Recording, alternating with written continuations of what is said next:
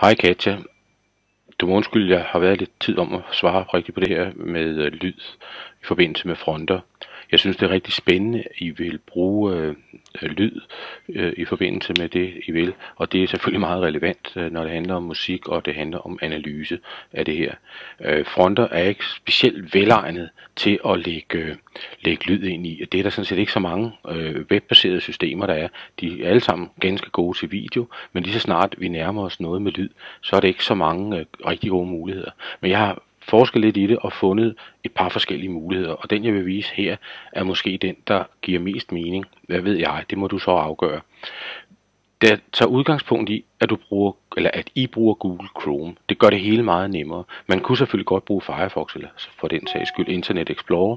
Det vil bare give det problem, at så skal man downloade lydfilen for at kunne høre den. Det her, det har jeg testet af, både på Windows computer og på Mac computer. Lige nu sidder jeg på min Mac computer, fordi den er det nemmest for mig at ligesom optage den her lille video til dig. Men vi tager fat i, at jeg har lavet en fil, der hedder snak og underlige lyde. Det har jeg lavet som en mp3-fil. Den har jeg selv optaget. Så om det var noget musik eller noget, jeg havde snuppet et eller andet sted fra, vi tager fat i, at det skal helst være mp3. Så kan vi komme tilbage til senere, hvilke programmer, der er gode til at konvertere den slags ting, eller gode til at optage sig noget med.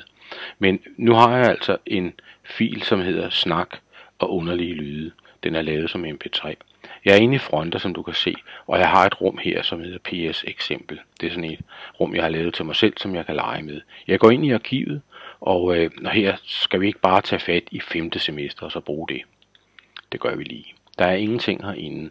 Så vil jeg starte med en mappe, som der bare hedder lydting. Den kunne jo hedde hvad som helst, men det fik jeg lige lyst til, den skulle hedde. Når jeg går derind, så vil jeg lægge en mp3-fil herind. Det gør jeg selvfølgelig ved at klikke på upload fil og vælge filen. Den hedder snak og underlige lyde, og ligger ude på mit skrivebord, så må jeg se om jeg kan finde den. Det kunne jeg godt, den ligger der, og det er en mp3-fil, som du kan se. Og jeg klikker åben, og nu ligger den herinde. Jeg kan give den en anden titel, hvis jeg har lyst til det her, men det giver ikke så meget mening lige nu. Jeg har heller ikke specielt lavet meget ud af, at den åbner et nyt vindue. Det vil jeg egentlig foreslå her, at jeg ikke gør. Vi taler stadigvæk om, at det er Google Chrome-browseren. Hvis du ikke har den på din computer, eller I ikke har den, så er den nem at downloade fra Google. Bare søg på Google efter Google Chrome, så kan man downloade den. Den koster gratis, og den er nem at have med at gøre. Prøv at se, nu har jeg min fil uploadet her. Hvis jeg klikker på den, så er det lige nøjagtigt det, der er det specielle ved Google Chrome. Jeg ved faktisk ikke, om du kan høre, hvad den siger lige nu. Jeg kan høre det selv i min hovedtelefon, så det må du tage for gode varer. Så der har altså Google Chrome har indbygget en afspiller. Det har de andre webbrowser ikke. Det er derfor, at jeg har min små forbehold om, hvor vidt at fronter er god til det her eller ej. Så det er ikke fronter, der gør tricket her. Det er faktisk Google Chrome, der gør det. Så en mappe, en mp3-fil eller flere mp3-filer, det fungerer ganske fortrinligt. Og så længe vi holder os til lydfiler, der ikke er for store, så skulle det her ikke give nogen problemer. Kommer vi over 20, 30, 40 megabyte, så er det en ledelse at have med at gøre på et webbaseret system. Der skal vi en anden vej, og det vil jeg meget gerne præsentere dig for på et andet tidspunkt. Men det her, det kunne være en lille quick and dirty måde at gøre det på. Vi kunne lige prøve at se, om ikke jeg havde en lydfil mere, som du lige kunne se det en gang til. Altså, jeg uploader fil, jeg vælger en fil.